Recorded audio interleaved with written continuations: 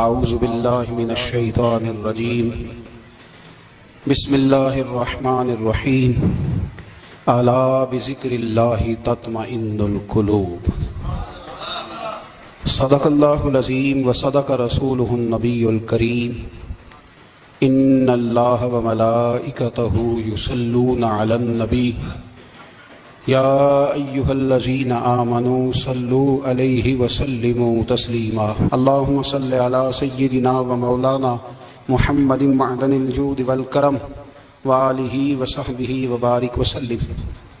تمام تعریفیں حمد و ثنا اللہ تعالی جل جلالہ کے لیے۔ زاں بعد درود و سلام نبی اکرم نور مجسم شفیع معظم احمد مجتبیٰ جناب حضرت محمد مصطفیٰ صلی اللہ تعالی علیہ وسلم کی ذات والا صفات کے لیے حمد و صلات کے بعد قرآن مجید نے ارشاد فرمایا الا بذکر اللہ تطمئن القلوب، فرمایا خبردار ہو جاؤ اللہ کے ذکر میں ہی دلوں کا اطمینان ہے، اللہ کے ذکر میں دلوں کا چین ہے۔ لوگ بہت سارا مال، بہت ساری دولت، بہت ساری عقل اور بہت سارا شعور ہونے کے باوجود بے سکون ہیں۔ جس چیز نے زمانے کو تکلیف میں مبتلا کر دیا ہے اور جو چیز ڈھونڈنے سے نہیں ملتی وہ اطمینان ہے، وہ قرار ہے۔ لوگ بھیک مانگتے ہیں، منت کرتے ہیں، دہائی دیتے ہیں کہ کہیں سے سکون کی دولت مل جائے، لیکن وہ میسر نہیں آ رہی۔ بڑے بڑے لوگ ہیں اور میں عرض کر چکا ہوں کہ مالدار بھی ہیں اور عقل مند بھی ہیں، باشعور ہیں، پڑھے لکھے ہیں، پر قلبی سکون، راحت، اطمینان، چین انہیں میسر نہیں آ رہا۔ راتیں جاگ کر گزر جاتی ہیں، دن آزمائش میں بیت جاتا ہے۔ وہ کبھی اس کے لیے ٹھنڈے علاقوں کا سفر کرتے ہیں، کبھی دوستوں کی مجلسوں میں جا کر کے بیٹھتے ہیں، کبھی گھر سے دور اکیلے میں تنہائی میں وقت گزارنے کی کوشش کرتے ہیں، لیکن دولت سکون ناپید ہوتی ہے، میسر نہیں آتی۔ عرش کا رب فرماتا ہے کیوں تو بھٹکتا پھرتا ہے، کیوں دائیں بائیں جاتا ہے، چپ کر کے مسجد آ جا اور لوگوں سے بچ کے تنہائی میں میرا ذکر کر۔ اللہ ملے گا کیا؟ فرمایا الا بذکر اللہ تطمئن القلوب، میں تیرے بے چین دل کو چین عطا کر دوں گا۔ وہ تیرا تڑپتا اور پھڑکتا ہوا مزاج، اسے میں سکون کی دولت دوں گا۔ یہ تجھے کہیں اور نہیں ملے گا، یہ میری یاد میں ملے گا۔ یہ چین، قرار، سکون تجھے یہی میسر آئے گا۔ اطمینان قلبی زندگی کا حسن ہے بھائی، دولت سکون اصل ہے۔ بڑے ٹھنڈے کمرے میں کچھ لوگوں کو نیند نہیں آتی، اور داتا صاحب رحمۃ اللہ علیہ آپ جائیں تو دونوں سڑکوں کے بیچ جو فٹ پاتھ ہے نا، اس پہ بھی کچھ لوگ سوئے ہوتے ہیں۔ ادھر سے بھی گاڑیاں گزرتی ہیں، ادھر سے بھی گاڑیاں گزرتی ہیں، لیکن بس نیند ہے نا، اللہ کا فضل ہے، اس نے دے دی ہے، آنے والوں کو آ گئی ہے۔ اطمینان قلبی۔ میرا معاشرہ بے سکون ہے، بے قرار ہے۔ مجھے کچھ لوگ کہتے ہیں جی میں آج کل بڑا بور ہو رہا ہوں، تو میں کہتا ہوں یار ہمیں تو ٹائم ہی نہیں ملا آج تک بور ہونے کا، نہیں وقت ہی نہیں اتنا میسر آیا۔ کون سا ٹائم نکالے جس میں بندہ بور ہو؟ وہ تو ہے کہ انسان کچھ فارغ ہو، کہیں اس کے پاس گنجائش ہو تو بور بھی ہو لے۔ کیسے بور ہو لیتے ہو؟ یہ کیا ہوتا ہے بور ہونا؟ زندگی میں اتنا وقت ہی کہاں ہے کہ انسان بور ہوتا پھرے اور یہ تصور بناتا پھرے کہ میں بڑی آزمائش میں ہوں تو میں بڑے بور ہو رہا ہوں، تو میں بڑی تکلیف میں ہوں۔ تو وقت بہت زیادہ ہے ہمارے پاس، لایانی کاموں میں ضائع بڑا ہوتا ہے، تو ہم بور ہوتے ہیں، پریشان ہوتے ہیں۔ اللہ فرماتے ہیں یہ جو میری یاد ہے نا، لیکن اس کا بھی ایک طریقہ ہے یاد کا، اس طریقے سے اگر میرے رسول کریم علیہ السلام نے فرمایا اللہ کا ذکر اس طرح کرنا کہ دیکھنے والا تمہیں دیوانہ سمجھے، لوگ سمجھیں کہ کوئی مجنون ہے، کوئی جنونی ہے، کوئی پاگل ہے۔ یہاں اللہ تعالیٰ معاف کرے، آپ ذکر کی مجلس چھیڑیں، آپ نعت شریف کی مجلس چھیڑیں تو بہت سارے لوگ پروفیسر بن جاتے ہیں، وہ سانی نہیں ہلاتے، ان کی زبانی حرکت میں نہیں آتی۔ حالانکہ رب کریم کا ذکر اس طرح کرو کہ دیکھنے والا تمہیں دیوانہ سمجھے، کہیں اور کھونے کی ضرورت ہی نہیں۔ میرے حبیب گویا ہمیں فرماتے ہیں تو رب کے ذکر میں اس طرح کھو جا کہ تجھے دنیا کا خیال ہی نہ رہے، تجھے پھر دنیا کی ہوش نہ رہے۔ لیکن اگر نماز میں بھی خیال غیر آئے، ذکر میں بھی توجہ کہیں اور ہو، زندگی میں وہ عجیب لمحہ تھا، وہ میرے ساتھ تھا اور میں تنہا تھا، اگر ماحول یہ ہو کہ آپ کہیں جسم کے ساتھ تو موجود ہوں، روح موجود نہ ہو، تو پھر لذت ذکر بھی میسر نہیں آتی، پھر کیف نہیں حاصل ہوتا۔ یاد رکھیں کہ اس طرح کھو کے رب کی یاد، کہاں سے کیف آئے؟ الجھ ہی بڑا گئے ہیں۔ وہ مستی، وہ سرور، وہ کیف جو اللہ کے ذکر میں ہوتا تھا، جو کبھی مرشد کامل کے سامنے بیٹھ کر لوگ اللہ اللہ کرتے تھے تو لگتا یہ تھا کہ یہ یہاں ہیں ہی نہیں، یہ تو کہیں اور چلے گئے ہیں، یہاں موجود ہی نہیں۔ لیکن اب وہ موج نہیں، وہ شوق نہیں، وہ درد نہیں، وہ زیب نہیں۔ اقبال تڑپ کے کہا کرتے تھے، خیرت کی گتھیاں سلجھا چکا ہوں، یا رب مجھے صاحب جنوں کر دے، اللہ مہربانی فرما، وہ کیفیت دے، وہ سرور دے۔ زندگی میں اگر اطمینان چاہتے ہو تو کبھی کبھی سب کچھ بھول کے نا تو مست ہو جایا کرو رب کی یاد میں۔ کبھی کبھی چھوڑ دیں دنیا، چھوڑیں یار موبائل، کسی وقت کریں اس کو بند، چھوڑے اس بات کا خیال کہ فلانے نے سلوٹ کیا کہ نہیں کی، چھوڑے۔ حضرت باجزید بستامی رحمت اللہ تعالیٰ علیہ فرماتے ہیں میں نے اعتکاف کبھی اپنی مسجد میں نہیں کیا، کہ سارے ہی ہاتھ چومنے والے، سارے ہی پیار کرنے والے۔ فرماتے ہیں میں جب اعتکاف کرتا تھا تو میں بستان سے دور نکل جاتا تھا جہاں کوئی مجھے جاننے والا نہ ہو۔ اٹھ بلیا چلو تھے وسیے جتھے وس دینی سارے یننے، نہ کوئی ساڈی ذات پچھانے تے نہ کوئی سانو مننے، چلو ادھر چلے۔ اٹھ بلیا چلو تھے وسیے جتھے وس دینی سارے ہی اننے، نہ کوئی ساڈی ذات پچھانے تے نہ کوئی سانو۔ اتنا شوق ہے سلوٹ کرانے کا، اتنا شوق ہے تعارف کرانے کا، اتنا شوق ہے اپنا بتانے کا، تو یہ چیز غلبہ کر جاتی ہے، پھر نام رہ جاتا ہے، روح نہیں رہتی، پھر وجود رہ جاتا ہے، پھر باطن کی کیفیت نہیں رہتی۔ خدا را اپنے آپ کو بے چین نہ کرو، بے قرار نہ کرو، بے سکون نہ کرو، رب کی یاد میں آ جاؤ، درود و سلام میں آ جاؤ، نعت کے حسن میں آؤ، تلاوت کی دنیا میں آؤ، سجدوں کے نور میں آؤ۔ آؤ کبھی کھول کے دل مسجد کی صفائیاں کریں، آؤ نہ کبھی کوئی بوڑھا، دادی، نانی، دادا، ان کے پاس بیٹھ کے پیر دبا کے اللہ کو راضی کریں۔ یہ کیف والی جگہ ہیں، یہ سرور والی جگہ۔ اتنی بے چین ہماری زندگی ہے، بے قرار ہے، تڑپتے ہوئے لوگ، لڑتے ہوئے لوگ، ایسے لگتا ہے ابھی ایک دوسرے کا گریبان تھام لیں گے، بے قرار، بے چین۔ کسی کو انتظار کا کہا جائے نا کہ 10-20 منٹ کسی کا انتظار کرو، تو بعض لوگ مجھے ایسے لگتا ہے جیسے ان کا کلیجہ پھٹ جائے گا، ڈاکٹر کے انتظار میں بیٹھے ہیں تو بڑے پریشان ہیں۔ کسی کو ملنے گئے ہیں کو آدھا گھنٹہ بیٹھنا پڑ گیا تو بڑی دقت میں ہیں، اپنے آپ کو سکون دیں۔ آپ یقین کریں بڑا مزہ آتا ہے کبھی کسی کا انتظار کرنا پڑے تو 2-4 تسبیح درود شریف پڑھی جاتی ہے، یعنی ذوق بن جاتا ہے کہ چلو اللہ نے موقع دیا ہے، کوئی سرکار کو یاد کر لے، تنہائی مل گئی۔ ہمارا مزاج جس سختی کا شکار ہے، وہ سختی آہستہ آہستہ ہمیں زیادہ آزمائش میں ڈال گئی۔ تو میرے بھائی زندگی میں اطمینان حسن ہے، اور وہ سب سے زیادہ اللہ کی یاد میں ملتا ہے، وہ سب سے زیادہ رب کریم کے ذکر میں۔ سب سے زیادہ جو چاہتا ہے نا دل ٹھنڈا رہے، زبان میٹھی رہے، وہ مدینے والے محبوب پہ درود و سلام پڑھا کرے، وہ حضور پہ درود و سلام پڑھا کرے، زبان میٹھی رہے گی۔ میرا ذاتی تجربہ ہے کہ جو آدمی اپنے اخلاق سنوارنا چاہے وہ حضور پہ درود شریف پڑھے، جو اپنے اخلاق سنوارنا چاہے، طبیعت کو ٹھنڈا رکھنا چاہے، وہ درود شریف پڑھے، اس کا دل سکون میں آئے گا۔ کچھ کام اور ہیں زندگی میں اطمینان کے لیے، ان کا ہونا بھی بڑا ضروری ہے۔ سب سے پہلے اگر آپ چاہتے ہیں نا زندگی میں سکون ہو تو حقیقتوں کا سامنا کرنا سیکھیں۔ آپ جو ہیں وہ رہنا سیکھیں، جو آپ نہیں ہیں وہ بننے کی کوشش نہ کریں۔ حقیقت کا سامنا کرو گے تو زندگی اطمینان میں آ جائے۔ ہم نے نا بہانے بنا لیے ہیں، ہیلے بنا لیے، جھوٹ کے سہارے اپنے آپ کو اونچا کر لیا ہے۔ ایک آدمی سے کہا جاتا ہے تو رشوت نہ لے، تو کہتا ہے میں غریبوں سے نہیں لیتا۔ تو میرا سوال یہ ہے کہ امیروں کا حساب لینے کی اللہ نے تیری ڈیوٹی لگائی ہے، تیرے ذمہ لگایا ہے کہ تو امیروں کا حساب کر، تمہیں کیا ضرورت پڑی ہے؟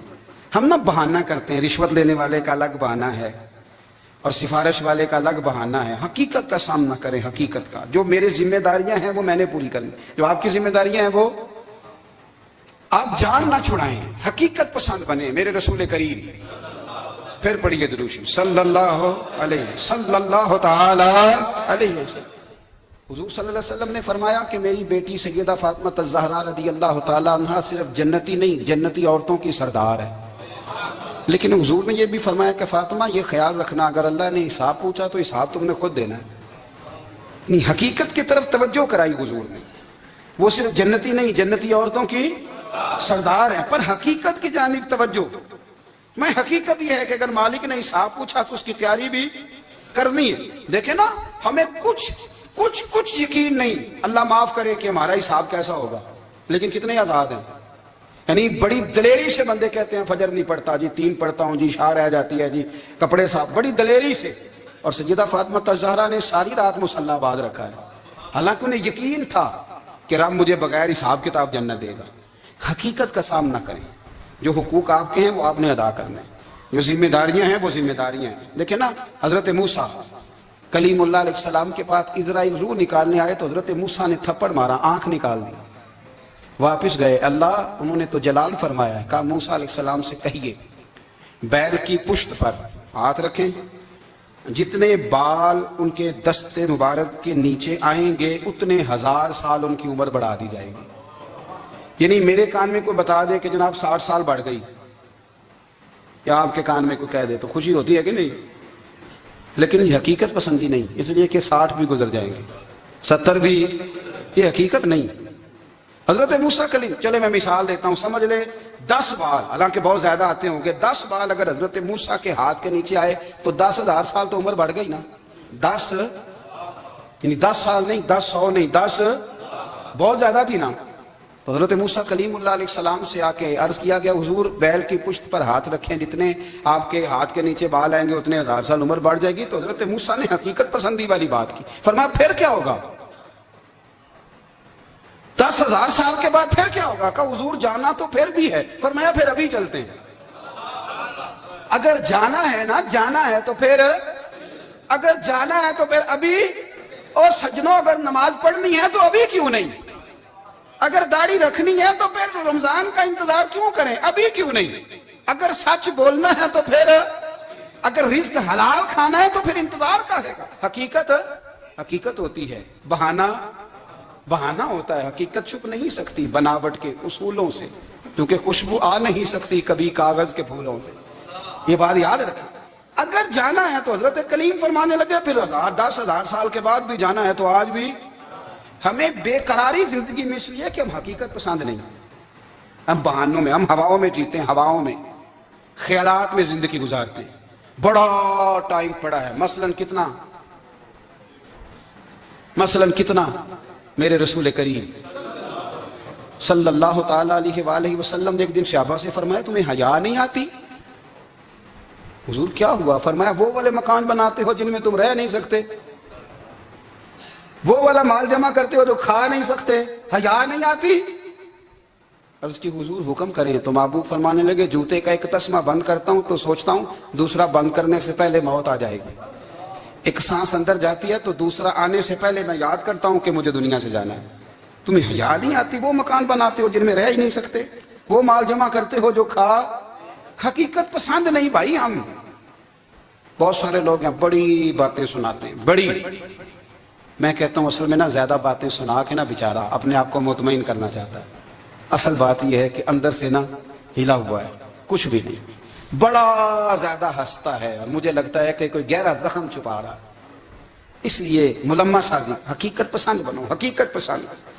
یاد رکھنا من ترک صلاۃ متعمدا فقد کفر، میرے رسول نے حقیقت بیان کی، فرمایا جس نے ایک نماز بھی جان بوجھ کے چھوڑی اس نے رب کے رب ہونے کا انکار کیا، اس نے کفران نعمت کیا۔ یہ حقیقت ہے، کوئی کلیریفیکیشن نہیں، کوئی وضاحت نہیں۔ جو نماز نہیں پڑھتا جھوٹ بولتا ہے، غلط بیانی کرتا ہے۔ جو شخص رزق حرام کما کے کہتا ہے کہ اس کے بغیر گزارا نہیں چلتا، وہ جھوٹ بولتا ہے، اس لیے کہ رب فرماتا ہے جب تجھے پیدا کیا تو تیرا رزق میرے ذمہ ہے۔ اللہ فرماتا ہے کہ لا یکلف اللہ نفسا الا وسعها، میں کسی پر وہ بوجھ نہیں ڈالتا جو اٹھا نہ سکے۔ نماز فرض کیا اس کا مطلب ہے ہم پڑھنے کے قابل ہیں، اس نے ہمارے ذمہ داریاں لگائی ہیں تو مطلب یہ ہے کہ ہم ذمہ داریاں ادا کرنے کے قابل ہیں، ورنہ وہ کہتا ہے میں وہ بوجھ ڈالتا ہی نہیں جو تجھ سے اٹھایا نہ جائے۔ اگر چاہتے ہو کہ زندگی میں اطمینان ملے تو خدا را حقیقت پسندوں والی زندگی گزارو۔ یہ فضاؤں میں زندہ رہنا، ہواؤں میں، اللہ بڑا معاف کرنے والا ہے، اللہ بڑا کریم ہے، معاف کر دے گا. تو بھئی یہ بات صحابہ کو بھی پتا تھی، یہ اہل بیت کو بھی خبر تھی، تو وہ تو ایک ایک بات کا لحاظ کرتے تھے. یہ غوث اعظم کو بھی پتا تھی، یہ ان کے والد کو بھی پتا تھی، جنہوں نے کسی کا ایک سیب کھا لیا تھا تو 12 سال اس کے گھر میں نوکری کرتے رہے. انہیں نہیں پتا تھا اللہ بڑا کریم ہے، معاف کر دے گا، ایک سیب ہی ہے نا. تو حقیقت پسندی آپ کو سکون دے گی. اور اگر آپ نے اپنے آپ کو غیر مطمئن کیا ہوا ہے، بات کچھ اور ہے، اور آپ نے اپنے آپ کو ڈال کسی اور طرف لیا ہے، تو پھر آپ کو سکون مل سکتا. سکون حقیقت پسندی میں، اصل میں سکون ہوتا ہے، اداکاری میں سکون نہیں ہوتا. تیسری بات سنیں، اگر آپ چاہتے ہیں زندگی میں مطمئن رہیں تو دنیا داروں سے امیدیں توڑ دیں، اللہ اور اس کے رسول سے امید وابستہ کریں، اولیاء اللہ سے امیدیں وابستہ کریں، صحابہ اور اہل بیت سے امیدیں، اللہ اور اللہ والوں سے امیدیں، دنیا داروں سے امیدیں. آپ کو پتہ ہے دنیا دار کی تباہی کب ہوتی ہے؟ جب انہیں خوش آمدی مل جاتا ہے. چودھری کا بیڑا اس وقت غرق ہوتا ہے جب اسے چودھری کہنے والے زیادہ ہو جاتے ہیں. سیٹھ صاحب اور نواب صاحب بیچارے تباہ تب ہوتے ہیں بھولے پن میں، جب ان کے دائیں بائیں ریلا ہوتا ہے سیٹھ صاحب کہنے کا. لوگ انہیں کھانا چاہتے ہیں، پیار ان کا نہیں ہوتا، ان کی جیب کا ہوتا ہے. محبت ان سے نہیں ہوتی، ان کی کرسی سے ہوتی ہے. ضروریات کا پیار ہوتا ہے، تباہ کر دیا جاتا ہے. ہماری ساری توقعات دنیا داروں سے وابستہ ہو گئی ہیں. ناراض نہ ہونا، پیروں نے، مولویوں نے، درویشوں نے، انہوں نے بھی سیٹ رکھے ہوئے جلسوں کی صدارت کرانے کے لیے. یعنی مذہبی جلسہ ہے، اس میں بہت زبردست پڑھے لکھے صاحب تقوی عالم کا خطاب ہے، اور کی صدارت وہ بندہ کر رہا ہے جس نے عشاء کی نماز بھی نہیں پڑھی. وہ بندہ صدارت کر رہا ہے، کیوں؟ اس لیے کہ اس نے ₹1,00,000 دیا محفل میں. خدا را دنیا داروں سے امیدیں چھوڑ دیں، ورنہ آپ کمزور پڑ جائیں گے، آپ کی امیدیں ٹوٹیں گی. کتنا کمزور ہے وہ شخص جو 2-4 ہزار کے لیے کسی بندے کی چاپلوسی کرتا ہے، اس کے پیچھے بھاگتا ہے، خوش آمدیں کرتا ہے تھوڑے سے نوٹوں کے لیے. دکھ سکھ میں کام آئے گا اس کام کے لیے. میرے رسول کریم علیہ السلام نے فرمایا، جس نے بندوں کو راضی کرتے کرتے رب کو ناراض کر دیا، اس کی دنیا بھی گئی اور آخرت بھی گئی. اور فرمایا جس نے بندوں کی پرواہ نہیں کی، اللہ کو راضی کیا، فرمایا اگر رب راضی ہو گیا تو لوگوں کے دلوں میں بھی محبت پیدا فرما دے گا. کیا ضرورت ہے خوشامد کرنا دنیا داروں کی، سیٹوں کی، نوابوں کی، چاپلو. اور میں آپ کو ایک بات بتاؤں، ہوتا پتہ کیا ہے؟ یہ جو حب جا اور حب با ہوتی ہے نا، اس سے پیٹ نہیں بھرتا. آپ کو اگر خوشامد کرنی ہے تو پھر آپ کو ساری زندگی کرنی ہے. پھر ان کو بھی پتہ ہوتا ہے کہ تعلق کس بنیاد پر ہے، اس میں کبھی بھی خلوص پیدا نہیں ہوتا. آپ بے چین رہتے ہیں، بے قرار رہتے ہیں، آپ کو تکلیف رہتی ہے ہمیشہ. کبھی بھی دنیا داروں سے امیدیں وابستہ نہ کریں. ایک بات سنیں بڑی شاندار، امام غزالی نے لکھی ہے.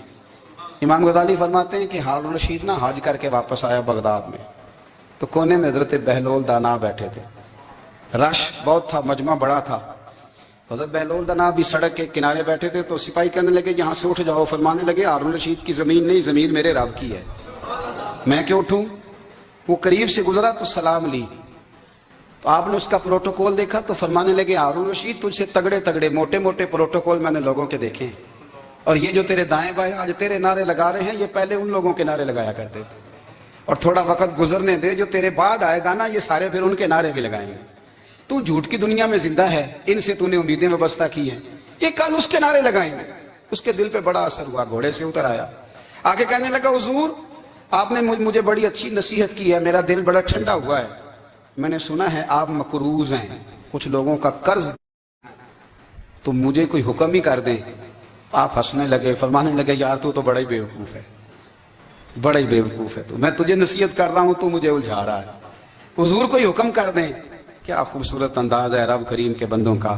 حضرت بہلول دانا فرمانے لگے تیرا رب کون ہے؟ کہا اللہ. تو فرمایا میرا کون ہے؟ کہا اللہ. فرمانے لگے یہ تو نہیں نہ ہو سکتا کہ اللہ ہارون رشید کو دیتا رہے اور بہلول دانا کو بھول ہی جائے. یہ تو نہیں نہ ہو سکتا کہ ہارون رشید کو دیتا رہے اور بہلول دانا کو بھول جائے. فرمایا اس کا دل، اس کا ارادہ ہوا، ارادہ قدرت ہوا کہ بہلول مقروض رہنا چاہیے. تو اگر رب مجھے رکھنا چاہتا ہے، دکھ قبول محمد بخشا، راضی رہن پیارے. اگر وہ چاہتا ہے میں مقروض رہوں تو میں بھی چاہتا ہوں کہ میں مقروض ہی رہوں. یہ تو نہیں نہ ہو سکتا کہ تجھے دے اور مجھے نہ دے، فرمایا میری تجھ سے کوئی امید نہیں، مجھے جب بھی دے گا میرا رب بھی دے گا، اور وہ دے گا تو پھر انشاءاللہ خزانے کھول کے دے گا۔ دنیا داروں سے امیدیں وابستہ کرنا، لوگوں کے پیچھے، یہ چھوڑ دیں، آپ بے چین رہیں گے، بے قرار رہیں گے۔ اللہ والوں سے ضرور امیدیں وابستہ کریں، اس لیے کہ ان کے پاس جو کچھ ہوتا ہے وہ دراصل رب کا ہی ہوتا ہے۔ لیکن سیٹھوں سے، نوابوں سے، سیاستدانوں سے باز آ جائیں، ہماری بڑی امیدیں وابستہ ہیں۔ میں اکثر کہتا ہوں جتنے پھیرے نوکری کے لیے دنیا دار کے دروازے پہ لگائے ہیں نا، اس سے کم دفعہ مسجد میں نفل پڑے ہوتے تو رب اتنی بڑی مہربانی فرما دیتا۔ تیسری بات یہ یاد رکھیں، اگر سکون لینا چاہتے ہیں نا، اگر سکون لینا چاہتے ہو نا تو لوگوں کو ڈسکس کرنا بند کر دو۔ کس کو اللہ نے کتنے پیسے دیے ہیں وہ جانے اور اللہ جانے، کس کو اللہ نے کتنی گاڑیاں دی ہیں وہ جانے، اور لوگوں کو ڈسکس کرنا جی۔ یعنی میں ایک جگہ بیٹھا تھا تو ایک صاحب گاڑی والا گزرا، گاڑی میں بیٹھ کے، اس کا پڑوسی تھا، کہندے تھا منہ ہے کار والا، میں کہ وہ تے ہے تا ہی بیٹھا ہے، تے ہن میں کہ سمجھانا جنہاں نوں، میں کہ توں تے میں حساب لائیے بھی ساڈے کول کوئی نہیں، وہ تے ہے، لیکن نا اللہ نے اسے دی ہے نا، تو اللہ نے چاہا نا وہ کار میں بیٹھے، تو اس نے پھٹے پہ بیٹھ کے یہ تبصرہ کیا کہ منہ ہے کار والا، میں کہ ابھی وہ تے ہے تا کار ہے تھے۔ اب مجھے تجھے اندازہ لگانا چاہیے کہ ہم کیا یہ بحث ہے، یعنی اللہ کو چاہیے تھا معاذ اللہ کے پہلے تم سے پوچھتا کہ اسے کار دینی ہے کہ نہیں، کیا مطلب فضول بحث ہے۔ وہ چیز ہمیں اتنا تنگ کرتی ہے، اتنی تکلیف دیتی ہے کہ آپ یقین کریں سارا دن اسی کو ڈسکس کرتے ہیں، سارا دن۔ اس کے پاس گاڑی ہے، اس کے پاس کار ہے، فلانے کا پیسہ 1 نمبر ہے، فلانے کا 2 نمبر ہے، فلانے کا 6 نمبر ہے، اصل بات کے اندر حسد ہے، اس کو نکالو۔ ایک بات کہنے لگا ہوں، اسے یاد رکھنا، میرے اعلیٰ حضرت رحمۃ اللہ علیہ فرمایا کرتے، حسد کرنے والا بندوں پر اعتراض نہیں کرتا، اللہ پر اعتراض کرتا۔ وہ کہتا ہے اللہ اسے کیوں دیا ہے، اتنا کیوں دیا ہے، معاذ اللہ وہ اللہ کی تقسیم پر اعتراض کرتا ہے۔ حسد کرتے ہو بے چین رہو گے، حسد آپ کے دل کو تڑپا کے رکھ دے گا، چھوڑے گا۔ اللہ بڑا کریم ہے، جس کو جہاں چاہتا ہے وہاں بٹھا دیتا ہے۔ آپ قطعاً اس بحث میں نہ پڑے کہ اللہ نے کس کو کتنا دیا ہے، کب دیا ہے، کیوں دیا ہے، وہ بڑا بے نیاز ہے۔ حسد آپ کو تباہ کرے گا۔ دنیا میں پہلا گناہ جو ہوا تھا وہ حسد تھا۔ ابلیس نے حضرت آدم سے حسد کیا، کہنے لگا میں بہتر ہوں، سرداری اس کو مل رہی ہے، یہ تو اللہ کو پتہ ہے نا کس کو دینی ہے۔ اور دنیا میں پہلا قتل حسد کی وجہ سے ہوا، حابیل قابیل کے درمیان حسد کا معاملہ تھا، خاتون کا نکاح اس سے کیوں ہو رہا ہے، مجھ سے ہونا چاہیے۔ حسد تباہی کرتا۔ آپ یقین کریں، یعنی دکاندار کے سامنے دوسری دکان پڑتی ہے، پریشان ہو جاتا ہے، وہ کہتا ہے میرا کیا بنے گا، لا حول ولا قوت الا باللہ العلی العظیم۔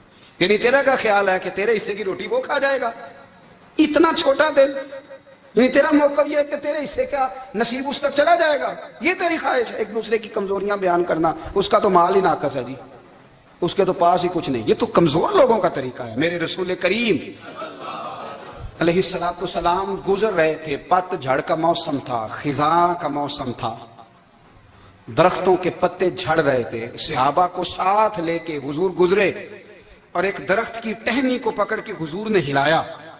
صحابہ فرماتے ہیں کہ چھم چھم اس کے پتے گرے، زمین پر ڈھیر لگ گیا۔ حضور نے فرمایا دیکھا تم نے کیا ہوا؟ حضور ہاں۔ فرمایا کتنی تیزی سے پتے جھڑے ہیں، صرف تنا رہ گیا ہے اور خالی ٹہنیاں رہ گئی ہیں، کوئی حسن بچا ہے؟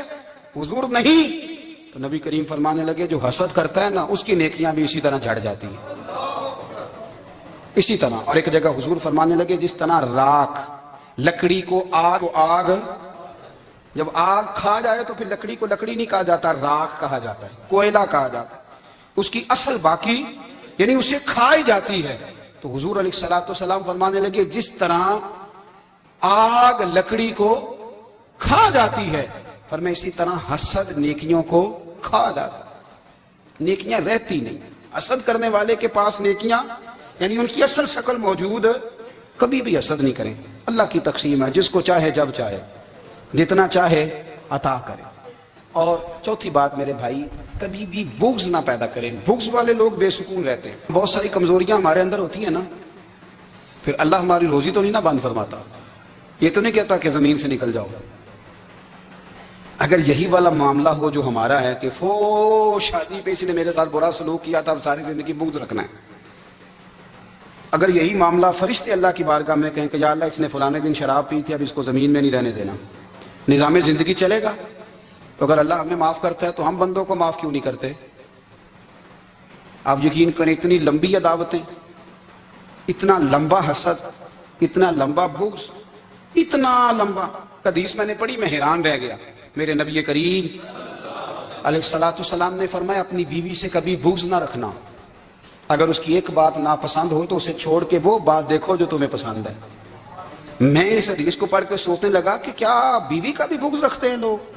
اب حضور نے کہا ہے تو اس کا مطلب ہے لوگ بیوی کا بغض بھی رکھتے ہیں. اب اس پر استدلال کر کے مجھے کہنا پڑے گا کہ سسرال والوں کا بغض بھی رکھتے ہیں. کہنا پڑے گا کہ بھائی کے سسرال والوں سے بھی بغض رکھتے. اس حدیث کی روشنی میں سمجھا کہ لوگ بھابھی کا بغض رکھتے ہیں. بغض، ورنہ عادتیں تو ہماری بھی کئی بری ہوتی ہیں. اگر عادات ایک وجہ بنے اختلاف کی تو عادتیں تو ہماری بھی کئی بری ہیں، لیکن ہم اپنی بری عادتوں سمیت اپنے آپ سے پیار کرتے ہیں، اور سامنے والے کی ایک بھی عادت بری ہو تو اس سے بغض رکھتے ہیں. بغض نہ پیدا کریں. میرے نبی پاک علیہ الصلوۃ والسلام نے فرمایا کچھ چیزیں تمہارے دین کو مونڈ ڈالیں گی، تباہ کر دیں گی، کاٹ دیں گی. حضور کون سی؟ فرمایا حسد، تکبر اور بغض. یہ تمہارے دین کو تباہ کر دیں. ہم بے چین اس لیے ہیں کہ ہم نے بہت سارے لوگوں کا بغض پالا ہوا ہے، اور ہر فیلڈ میں سیاستدان نے سیاستدان کا، ذاتیات پر اتر کے بات کرتے ہیں، معزز ترین لوگ، تاجر نے تاجر کا، اللہ ماشاءاللہ بعض جگہ پہ اہل علم بھی ایک دوسرے سے عداوت رکھتے ہیں. خدا را دل رب کریم کے آنے کا ٹھکانہ ہے. یہ صاف ہوگا تو اس میں رب رسول کے جلوے ہوں گے. اگر اس میں عداوت ہو، اس میں بغض ہو، اس میں کینہ ہو، نفاق ہو. سنیں میرے رسول کریم حضرت ابو بکر صدیق رضی اللہ تعالیٰ عنہ کہتے ہیں میں رو ہی پڑا. مکہ فتح ہوا نا تو اکرمہ بن ابو جہل نے پیغام بھیجا کہ میں نا کلمہ پڑھنے کے لیے آ رہا ہوں. بات لمبی ہے، میں موضوع پہ رہنا چاہتا ہوں. کہتے ہیں جب وہ آنے لگا نا تو نبی پاک نے ہم سب کو بلایا. ہم حاضر خدمت ہوئے تو حضور فرمانے لگے کہ اس کے باپ نے نا بڑا ظلم کیا ہے ہمارے ساتھ. ابو جہل نے بڑا ستایا ہے، بڑی تکلیف دی ہے. آپ مجھے بتلائیں کہ وہ ایک دفعہ کسی شادی پہ بحث ہوتی ہے بیوی کے بھائی کے ساتھ، پھر ساری زندگی اس بیچارے کو معافی. وہ 10 دفعہ گھر آتا ہے معافی مانگنے پر سوال ہی نہیں پیدا ہوتا. میں مجھے ہی کہہ دیا، یعنی پھر مجھے ہی کہہ دیا آپ نے، اور میری شان میں بے ادبی، اور پھر میں معاف کر دوں؟ توبہ توبہ توبہ، یہ کیسے ہو سکتا ہے؟ میری ناک نیچی ہو جائے گی. اور آپ نے مجھے کہہ دیا، سوال ہی نہیں پیدا ہوتا. اور یہ رونا میں اکثر ہوتا ہوں کہ شادی والے دن داماد صاحب کا زیادہ دماغ خراب ہوتا ہے. جب چھوٹی سالی کی شادی ہوتی ہے نا اس دن اس کو بخار چڑھتا ہے، کوئی اس کو کان میں کہتا ہے تیری عزت نہیں کر دے. اس دن اس کا دماغ خراب ہو جاتا ہے، بچے اٹھا کے نکل آتا ہے. وہ بیچارہ سسر منتیں کر رہا ہوتا ہے کہ تیری مہربانی آ جا، یہ عزت کرا رہا ہے. تو میں نے کہا احتجاج کر کے جو عزت کرائی جاتی ہے وہ عزت نہیں ہوتی. ہاں یہاں مانگ کے عزت دیتے ہیں لوگ، یا احتجاج کی کوئی عزت ہے؟ آپ کے اندر کمالات اتنے ہوں کہ آپ کی عزت کرنے کو دل چاہے، یعنی مزہ آئے، یعنی لطف آئے، یعنی آپ دور بیٹھے ہوں تو کسی کا دل کرے آپ کو اسٹیج پہ بلانے کے لیے. یہ کیا بات ہوئی کہ چھائے جانا اور بھاگ کے آگے جانا؟ ان سے نکلیں. اکرمہ بن ابو جہل کلمہ پڑھنے کے ارادے سے آ رہے ہیں. حضور علیہ السلام نے صحابہ کو بلایا. کتنی زیادہ عداوت رکھی جا سکتی تھی معاذ اللہ؟ کب سے وہ چلا تھا ظلم کرنے، اور اس کے بعد اس کا بیٹا شروع ہو گیا. کتنی باتیں تھیں جو ناقابل معافی تھیں، پر کریم رسول نے ہمیں بتلایا ہے کہ سکون والی زندگی کہتے کس کو ہے. جب سب لوگ جمع ہو گئے تو حضور نے فرمایا بھائی وہ کلمہ پڑھنے آ رہا ہے، اس کے باپ نے ظلم بڑے کیے ہیں، پر میری نصیحت یہ ہے کہ اس کے سامنے اس کے باپ کو برا نہ کہے. خبردار کوئی اس کے سامنے کوئی بات نہ کرے. اب وہ کلمہ پڑھنے آ رہا ہے، مطیع ہو کے آ رہا ہے، بان کے آ رہا ہے. کہتے ہیں اللہ کے رسول نے نا کافی دیر تک خطبہ دیا، بریفنگ دی، بات سمجھائی. جناب صدیق اکبر کہتے ہیں میں رو پڑا. ایک صحابی مجھے کہنے لگے تمہیں کیا ہوا؟ تو میں نے کہا میں مصطفیٰ کی رحمت پہ رو رہا ہوں. دیکھو کن کے لیے حضور گراؤنڈ بنا رہے ہیں، دیکھو کن کے لیے حضور تیاری کر رہے ہیں، جنہوں نے ساری زندگی دشمنی کی. خدا را یہ اندر سے عداوتیں نکال پھینکو. او بھائی اتنا تو لمبا ٹائم ہی کوئی نہیں، اتنا تو وقت ہی کوئی نہیں. اس کو صاف رکھو. بندہ کوئی کر بھی گیا تو کوئی حرج نہیں. چنگی مندی سجنا کھولو 100 واری ہو جاندی، یار یاراں دا گلا نہیں کر دے. اصل پریت یار یاراں دا جڑا گلا کردا جے یار نہیں جی ہوندا. ہاں پکی بات، پکی پیڑی. میرا ایک سنگی مجھے آ کے آنے لگا فلانی جگہ بندہ یہ بات کر رہا تھا. میں کہا تو ہوتے ہی سے سوندا سے تم ہی نال ہی سے. میرا تو سجن بات سن ہی نہیں سکتا. چنگی مندی سجنا کولو 100 واری ہو جاندی، یار یاراں دا گلا نہیں کر دے. اصل پریت جنہ دی. ہاں جو بندے پھر ہوتے اس طرح کے ان کے لیے بھی میاں صاحب نے کہا ہے، ان کے لیے بھی میاں صاحب نے کہا ہے ان کے لیے بھی آپ نے بات ارشاد فرمائی ہے. آپ نے فرمایا چنگا ہویا لڑ نیڑیوں چھٹا کتے عمر نہیں لنگی ساری, بے قدران دی یاری کولوں توبہ لکھ لکھ باری. اور چنگا ہویا لڑ نیڑیوں چھٹا کتے عمر نہیں لنگی ساری.